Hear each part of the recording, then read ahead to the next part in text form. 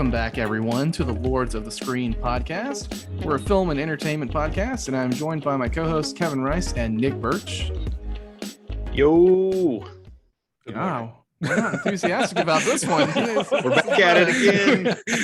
Literally just recorded one 5 minutes ago, and here we are. I know. Yeah. We got to pretend the audience doesn't know we just recorded an episode. All right. okay? Try it again. We're gonna I'm gonna introduce you again. You guys gotta bring the level. Come on. All right, here we go.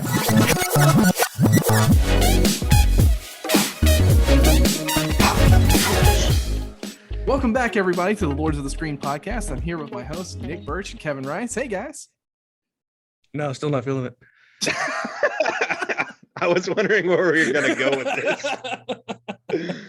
I had things racing through my mind, and I couldn't decide on one in time. So, of course, you guys don't know this, but we know this. We just spent like over an hour talking about the Green Knight. So that will be the previous episode. But now it's a new day, gentlemen. I'm Kevin Folks here as well. Welcome, everybody. I promise we'll pick up the energy. Today, we're talking about The Suicide Squad. The Suicide Squad, directed by James Gunn and not directed by Mr. David Ayer. That's a different movie. Interesting. So we'll get into that today. Yes. So, gentlemen, I guess we should start with the miraculous journey of one James Gunn and leaving or not really leaving, being shunned, kicked out from his home at Marvel. Obviously, he did the Guardians of the Galaxy's movies and brought those characters to prominence and had a lot of success over there at Marvel. Did all the consulting for Infinity War and Endgame, where his characters were involved. And since then, we've got, roller coasters being, built at Disney World and all that. The Guardians of the Galaxy are household names now, which is not something you could have said years ago at all. Yeah. And so now Mr. Gunn got fired from Disney because he had some controversial tweets more than a decade ago.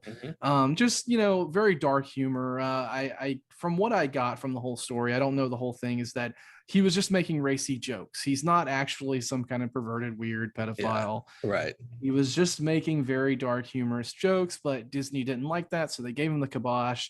And in the time that he was gone, the folks at Warner Brothers did one of the smartest things they've ever done, probably. Yeah, probably. Especially in recent times. And they scooped up Mr. James Gunn to create a sequel to The Suicide Squad, which is controversial at best, I would say. Nick, give us the famous Joker line. Oh, are you talking about the hunka hunka line? Yes. I can't even do it. It's so ridiculous. I think the less said about that original movie, the better, honestly. Because God, honestly, piece of trash that was. My favorite scenes to watch are the Joker scenes because they're just so cringy. Yeah, they're horrible. They're this absolutely atrocious. And for me, like, I don't know, the rest of the movie is like boring as fuck, but at least like the Joker is like so cringe. It circles back to like just giving me a what the fuck form of entertainment, So you've actually gone back and rewatched that movie? I've seen that movie twice. I've seen it twice because I watched it and then Nakara hadn't seen it, my fiance. So I got her to watch it because I felt like if I had to suffer, she had to suffer too. And then, I've seen me and folks go back and forth on sharing that hunka hunka clip like every couple months. So it's just, I don't know, it's something we like to laugh at, I guess. There is not enough time on this planet that I'm going to put 2 more hours towards that fucking movie. God, it was just trash. And that is why WB decided that these characters needed a facelift. Like we got some interesting things in the first Suicide Squad movie. Joker, complete failure. Joel Kinnaman as Rick Flag, complete failure. No one cared about a majority of these characters. The only thing that came out of it was Margot Robbie has continued to play an excellent Harley Quinn throughout just several movies now. She had her standalone Birds of Prey, which she was wonderful in, even though that film is divisive itself. It's fine. It's fine. We covered it on the podcast. Go back and listen to that episode because it's up. It's a very good episode. But she is kind of the shining beacon of this whole sort of series that is ongoing. So WB got James Gunn to reboot this because James Gunn can write a damn character, an obscure one at that. And so we'll talk today about if he was successful or not. But I think one of the things we need to mention here, guys, is that The Suicide Squad is not even really a sequel. No, it's full on reboot. I mean, and I love that WB is just going ahead doing this, and they're basically saying, you know what, we messed up. Just ignore that. Yeah. Just don't put that one anywhere near your DVD player because we're not going to need it. And just this could have been really, I guess it is just a fresh start, full reboot. Yeah, like I believe that the Harley Quinn we see here is the same Harley Quinn from the Birds of Prey movie, right? But like otherwise, like it's fresh start completely, right? Like, ignore the past. This is kind of a spiritual successor, probably for the best. So let's get into that. Let's talk about what Mr. James Gunn does and what he does well, and if we think that this movie will be successful and if it will continue or not. So speaking of that, I have a headline pulled up here. The Suicide Squad posts best R-rated opening during the pandemic with 26.5 million, nice. But worst for this franchise. So, I mean, it's not even fair to compare the Suicide Squad box office to the original movie because of the pandemic. That's an asinine headline there. They're not talking about just the franchise of Suicide Squad. They're also talking about Birds of Prey and the Snyder movies as well, or any kind of interconnected universe, I guess they had going here. Yeah, but I mean, you got to put the pandemic context into that. You know, if this would have been a normal year, this movie would have already made $500 million. You think so? Do you think that as well, Nick? Worldwide, absolutely. It would made a lot more. I don't know. I'm not a guy who sits here and just analyzes box office numbers all fucking day. I don't know. I don't know what it would have made, but it definitely would have made a lot more. It definitely would have made a lot more. I think so too. What do you guys think about the HBO Max decision? Is that taking some of the money? Sure. Yeah, well, it's absolutely taking some of the money. Sure. Yeah, I still think it's the right decision. I absolutely do too. Yeah. I think HBO Max has become something I really look forward to with these new releases. We talked about it before, but I just, obviously you hear Benny in the background wailing. It is very hard for me to go to the theater, as it is with you guys as well. So yeah, I appreciate what they've done. I know they're not going to continue it. I kind of wish that they would. Yeah, it's gonna suck next year when we no longer have this option. Right.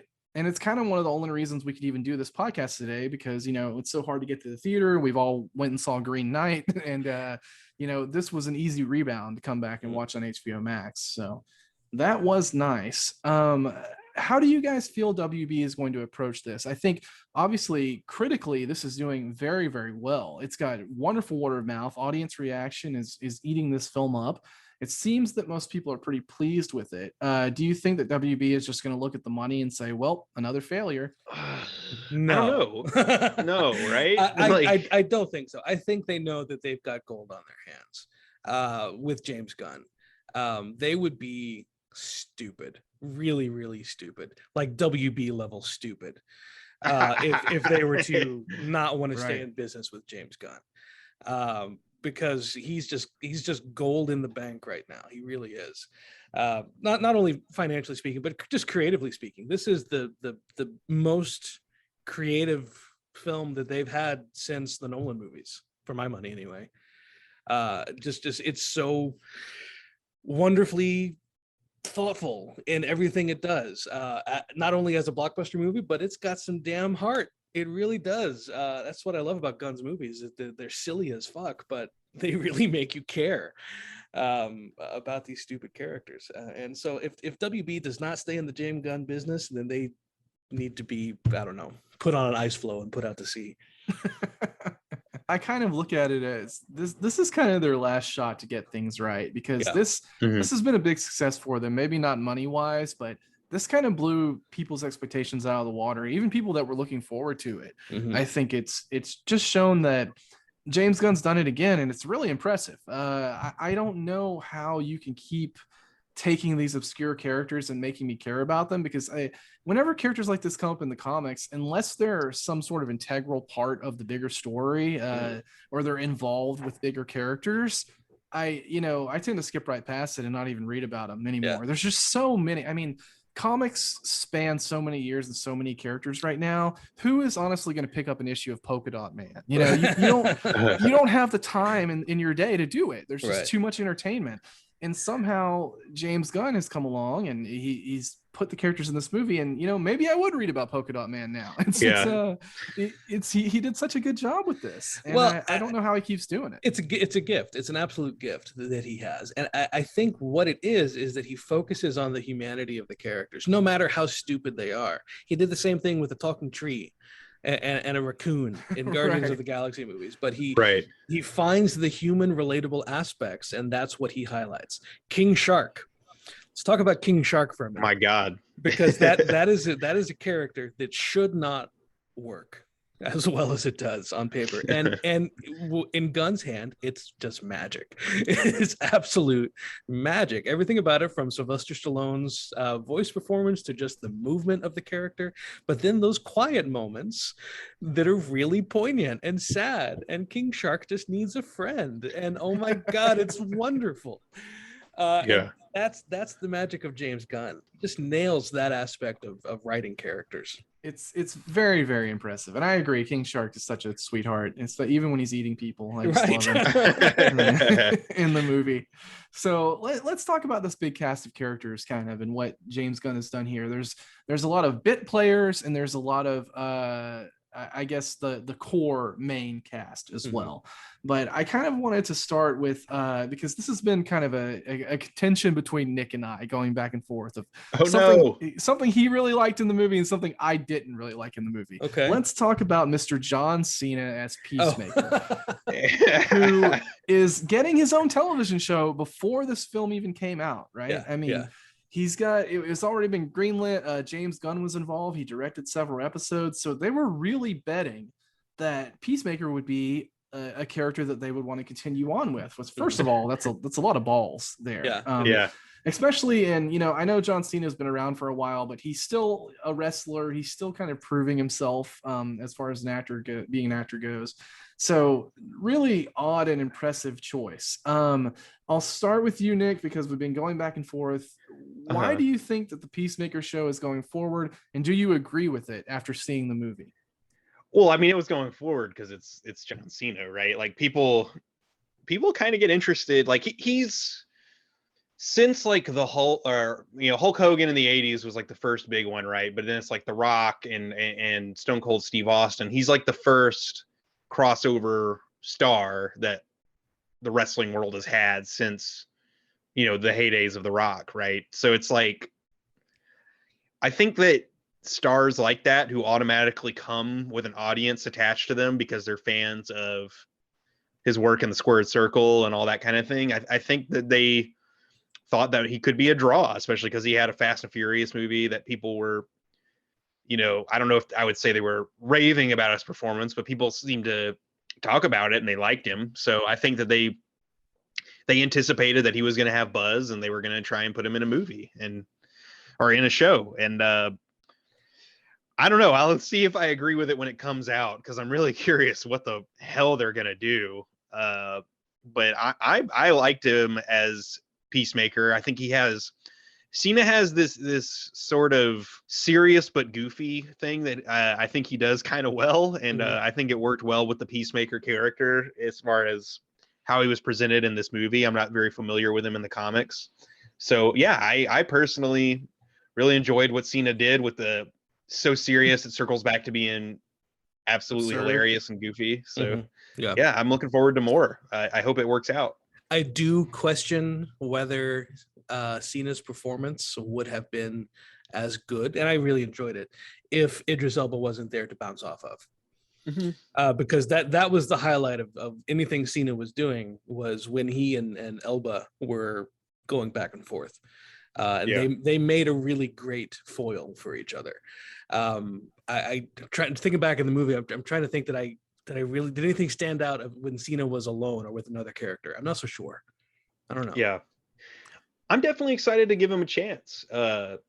Cena has always been one of those guys. I know that neither of you are big wrestling fans, but he's always had a very uniquely expressive face when performing in the ring, and he's had very just like iconic kind of reactions to certain things, and he's always had really good, mostly improvisational comedic timing as a wrestler, when he's getting a chance to be on the microphone and stuff like that. So I think his strengths and what he brings to the wrestling world, I think apply well, especially to these comic book or blockbustery action movies. So I'm personally excited to see what else he can do, especially because outside of some like really shitty low budget WWE produced action films he's done over the years, he's very early in like his actual acting career. It'll be interesting to see, like Kevin said, you know, how he holds his own carrying a series. And I'm interested to see it. I'm not a big John Cena fan. He does just stick well, but he kind of does it in every movie that I've seen him in. He's just kind of the very serious man who takes himself so seriously that it's funny, and that's his thing. And I don't know, it's just not for me, but I can see the appeal. And I think he's a very likable guy in real life. Obviously, he's just a stand-up dude. So we'll see what happens there. But speaking of, you know, the ensemble cast and Idris Elba, I think Idris Elba as Bloodsport is an absolute standout. Absolutely. What a wonderful part of this movie. And I'm a huge DC fan. I hate to admit this. I had never even heard of Bloodsport before, which makes me a little sad because normally I have good knowledge on DC stuff. But yeah, I didn't even know this character, and just absolutely funny. This is my favorite Idris Elba role in quite a while. Yeah, he was really terrific. It's interesting that they originally hired Idris Elba to replace Will Smith as Deadshot. Interesting. Yeah.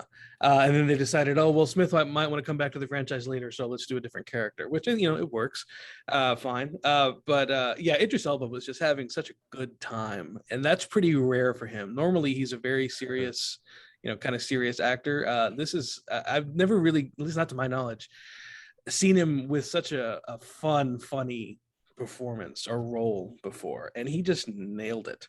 Really's got some strong comedic chops. You know, he tried to step outside of the box a little bit with Cats, and I forgot about Cats. Let's just forget about that. I had pushed that out of my consciousness. Let's just say that this is the movie that he did that in first. The Cats is horrifying. He's horrifying in it, but yes, this is his big comedic role that he did very well in. I really enjoyed it.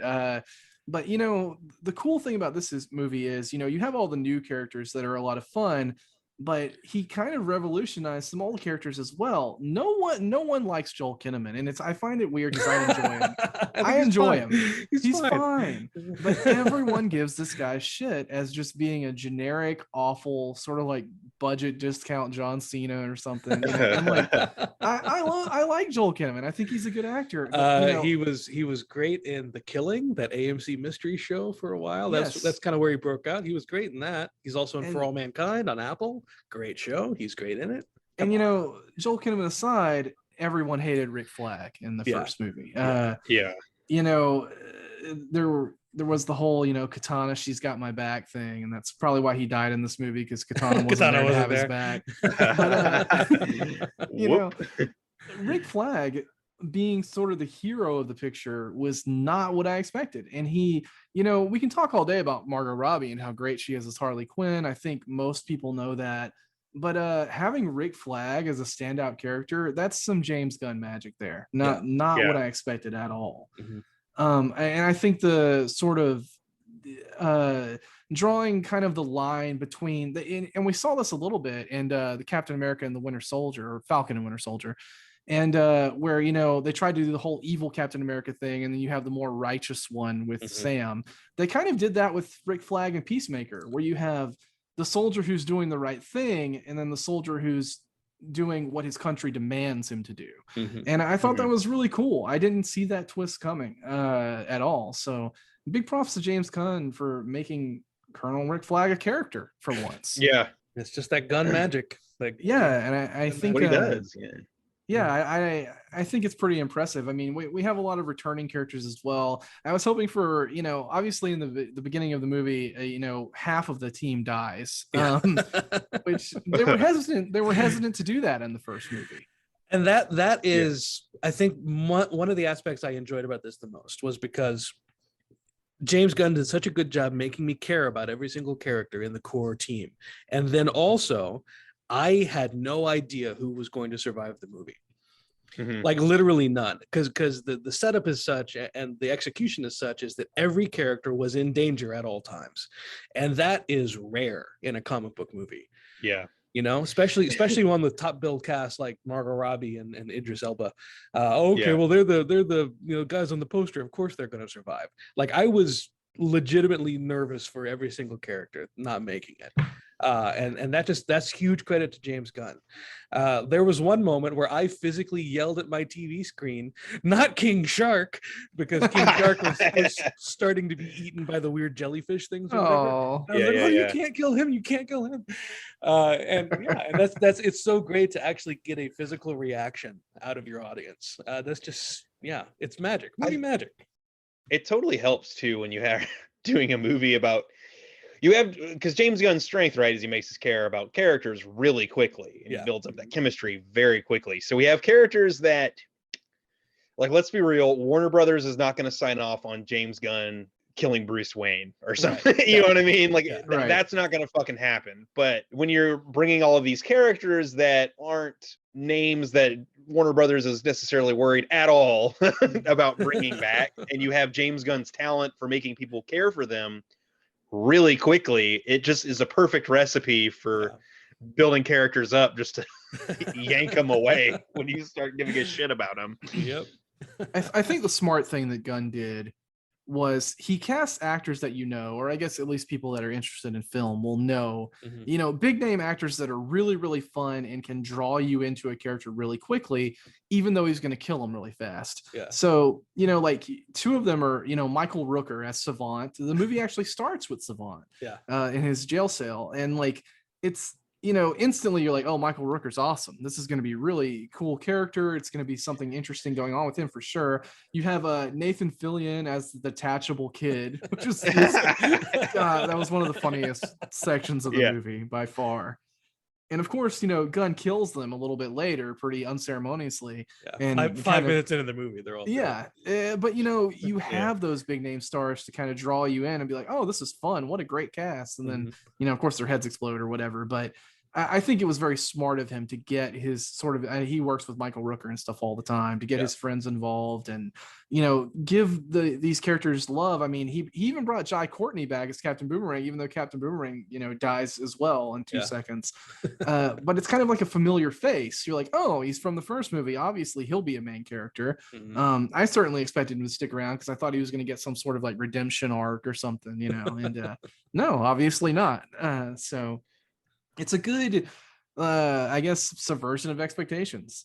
What can you say? I mean, I really, really enjoyed that as well. So I guess let's talk about standout moments for you. What were some standout moments for you? Oh, definitely. I mean, definitely Idris Elba and John Cena as Bloodsport and Peacemaker, like going back and forth, trying to one up each other in the camp, right? That shit was I mean, fucking rolling on the floor laughing. It's hilarious. And then just how nonchalantly violent it was. Like Peacemaker. Oh my God, dude. Just with the guy sleeping, just axe. Oh my God, I love that. And then of course the rug pull that, oh, they're killing the resistance, they're killing the good guys. That was hilarious. Absolutely fantastic. Also, sneaky dad bod King Shark is amazing. He's built like Homer Simpson, and he's just absolutely terrifying. Also hilarious. But the way he just waddles in the background trying to sneak up on that guy is just beautiful. I love it so much. I think, I guess one big standout moment for me is, and this is spoilers, but if you're this far in the podcast, you've already been spoiled. But the big antagonist of the film is Starro, which is such an obscure Superman villain and is really great. I mean, anyone that is a big fan of DC or has followed the DC animated movies for a long time knows of Starro, and just how such a cool and fun concept he is. He usually tangles with Superman, or Superman usually has him in his little zoo of strange space creatures that he keeps for some reason. But Starro is such a cool, just main big villain to bring into this for the Suicide Squad to fight. He's not something that you would really expect. He's kind of a threat level usually way far above them. And James Gunn just ripped him right out of the comic page. I mean, the weird blue and pink colors and everything. Just a big... sentient starfish. It looked so damn good. And again, that just kind of goes back to speaking to some that James Gunn magic is he takes silly things seriously, and yes, it's still silly, but he does it in such a way that it's believable, and it just works. It just functions as a piece in this movie whole. On the page, okay, giant starfish that controls people's minds is maybe the stupidest fucking thing you've ever tried to write, but it just works, and he just makes it work, and it's so good. And I loved this Starro was actually kind of a sympathetic villain in that he was just captured and tortured for 30 years. So of course he's gonna behave this way. And exactly, he's just chilling out in space, Exactly. He was enjoying his time of floating out in space, and now he's been captured. So it's a lot of fun, man. Well, what a cool twist, what a cool villain to bring in. And like, it's kind of like you said earlier, Nick, like, DC's not gonna give them someone huge like Ra's al Ghul or something that Batman might come up against, or a big Superman villain like Lex Luthor or something. But Starro's free game for these crazy ass characters, and in a way it's almost better when you have something like this, as opposed to like some big name villain like Mr. Freeze or something stepping in. It's a little bit more cliche, like to go with the Suicide Squad, you need something equally as ridiculous. And I think he nailed it. He nailed it picking not only the squad, but picking all of the side characters and villains as well. I mean, absolutely.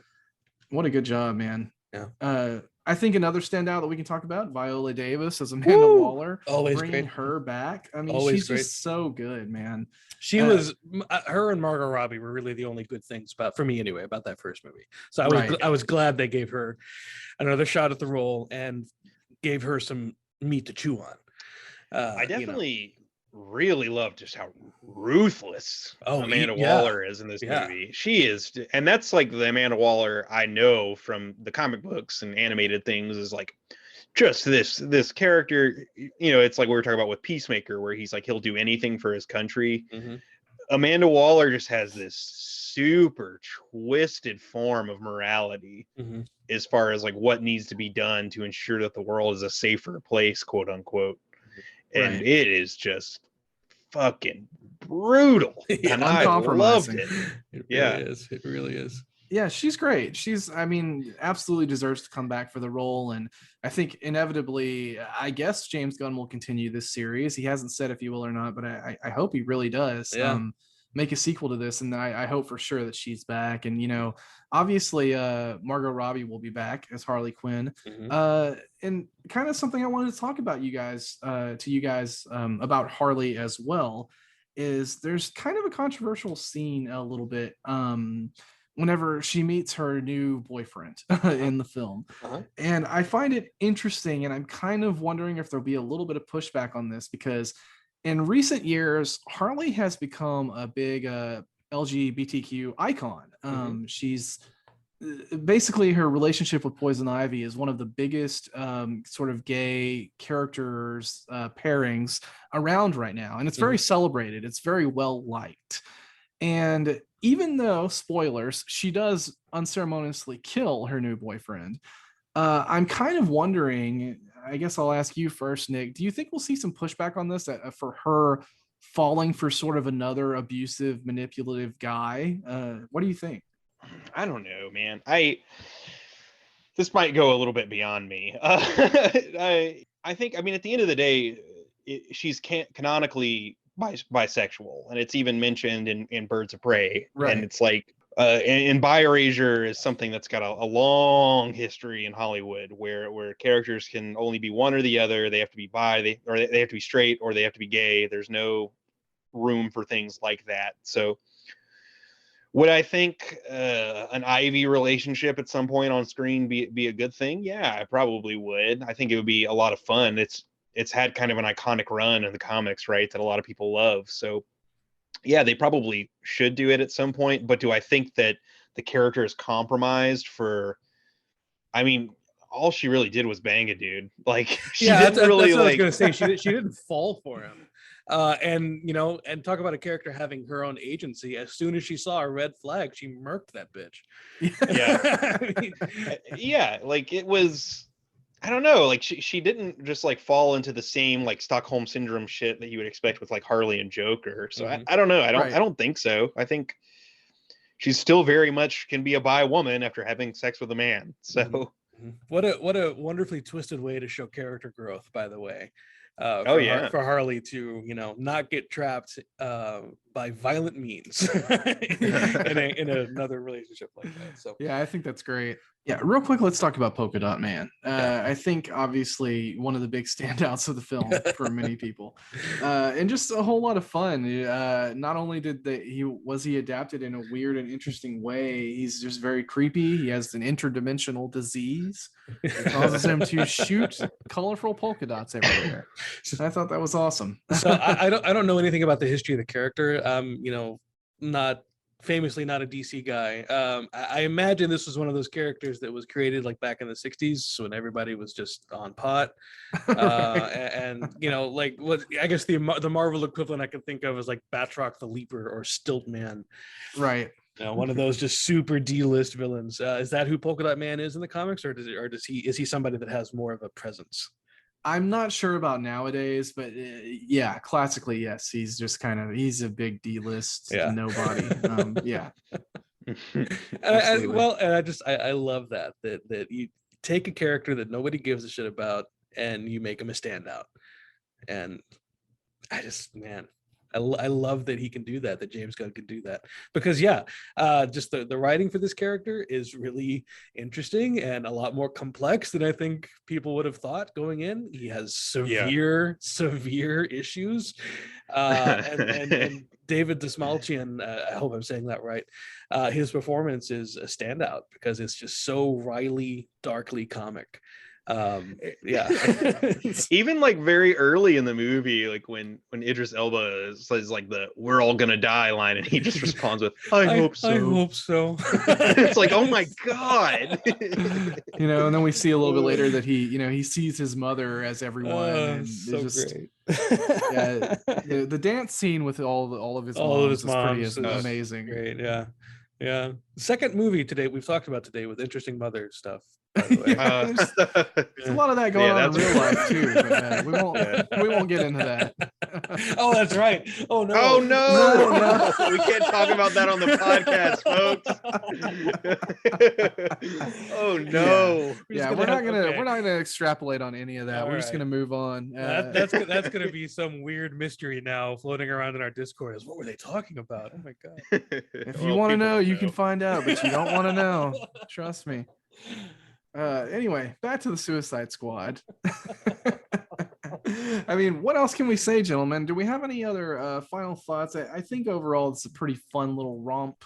I hope that DC continues with it, but I guess I'll get your thoughts, Nick. Anything else you want to say about the Suicide Squad? Yeah, I want more. I want another movie like this. I think I haven't mentioned it on the podcast today, but I am in for WB letting directors / writers do their thing with movies. Mm-hmm. I think we've gotten that with Joker, and even with my thoughts on it not necessarily being the most positive, like the Snyder cut of Justice League and things like that. I want more of, even if it's not something I'm into, like with the Snyder, who I'm just not quite a fan of his work. I want more directors getting to do their thing. With these movies. That's what I want. And I hope that WB is leaning toward that direction, because this is what we could have. Mm-hmm. It's just imagine the state of things if they would have taken that track 10 years ago. Oh man, you can only imagine, right? Yeah. Obviously, the whole Marvel versus DC thing, that's never going to go away. WB needs to double down on this type of movie. Like you say, let the filmmakers be the filmmakers. Stop taking the creativity away from them with your studio bullshit. Because when you do that, the only thing that suffers is the movie and your audience's enjoyment of the movie. This film is the best superhero movie this year. So for me anyway, by far, be it Marvel, DC, or whatever. And like I said earlier, they are idiots if they do not continue down this track. I think that's really high praise too, because you're a big Marvel fan. I mean, you really enjoy it. You read the comics, you like the Marvel movies, and you know, for you to say that this is the best superhero movie this year, I mean, that's pretty impressive from WB, man. They absolutely need to follow this. I mean, if you can't get the whole interconnected universe thing working or whatever, you can't figure it out, that's fine. Just ditch it. Just make good movies like this, you know? Nobody is ever going to be able to replicate what Kevin Feige and Marvel have done. So stop trying. Yeah, I mean, there's no like assurance that you're going to be able to continue a 10-year-long saga, but what you can do is you can get people on your side right now by releasing a good movie right now. Exactly. And that's all you have to do. And you know, obviously they got James Gunn and he did that. I mean, big props to him, man. What a talented guy. I mean, he's talked a lot of trash on Twitter. He got in a big feud with Marty about superhero movies and all this. And, you know, say what you will about the guy, even if you don't like him because he got fired or whatever because of his tweets. He's just a hell of a filmmaker and a writer. I mean, what a talent. It's crazy. Absolutely. I'm really curious to see how Disney manages Guardians 3 now. Because obviously Gunn's going back. He's going back to the mouse to make that third movie. And everybody knows that when you're making a Marvel movie, you're hamstrung in a lot of different ways creatively. I think they've made some good strides in recent years as far as to letting the reins kind of loosen a bit. But I really wonder how Gunn's going to handle going from the full creative freedom he had with this movie back to having a leash on. It's going to be interesting. It's going to be interesting to watch. Absolutely. And I'm looking forward to watching it. I'm really looking forward to his return to the Warner Brothers in DC. I think he can keep shaping these movies going forward and doing some great stuff. I hope he does return. But if he doesn't, we got something really good here. And I think, you know, if you can't watch it on HBO Max, definitely go see it in theaters. I hope it does well. I hope it picks up. The word of mouth seems pretty positive. Do you guys think that it'll pick up, or is the pandemic just gonna? I don't think. I think the pandemic's gonna take a lot of that money away, especially with it being so readily accessible at home. Right. I am seriously thinking about going and watching it a second time in the theater. You know, just to give it the money. Because that's high praise. It really is. Yeah, because it deserves it. It's such a good movie. I would hate to see it, you know, suffer financially because of that, but it probably will. Well, I'm sure the Go Woke Go Broke crowd are blaming it on Idris Elba and Margot Robbie or something. So yeah, look no further than a woman or a minority to ruin a good movie. I know that like a lot of the hardcore like Snyder folks for some reason are like already claiming the David Ayer Suicide Squad is better than this one. The absurdity. This is the world we live in. At what point is it just trolling? Like, they don't really believe that, do they? Like, really? Like, I think deep down they're just because of their political beliefs they have to, but they probably really don't. And you know, I'm a huge fan of the Snyder Cut. You know, obviously out of the three of us, a much bigger fan. Well, I enjoyed the hell out of it. It was too long, but I really enjoyed it. Yeah, right. And like, you can have it's like Nick was saying earlier, you can have the Snyder Cut, you can have the Ayer cut of the Suicide Squad. Like, that doesn't take away from, you know, this new Suicide Squad being a great film and James Gunn doing a good job. Like, all of these things can coexist. You can have movies that you like more than the other one, and it's not the end of the world. Like, the Suicide Squad brand wasn't some sort of bastion of, you know, hope beforehand, you know, and so don't act like, you know, something was ruined because it didn't come out the way you wanted it. I mean, obviously this movie is doing very well. It's going to continue to do well. And yeah, I hope we see more of it. Do not worry. The Snyder Cut will still exist at the end of the day.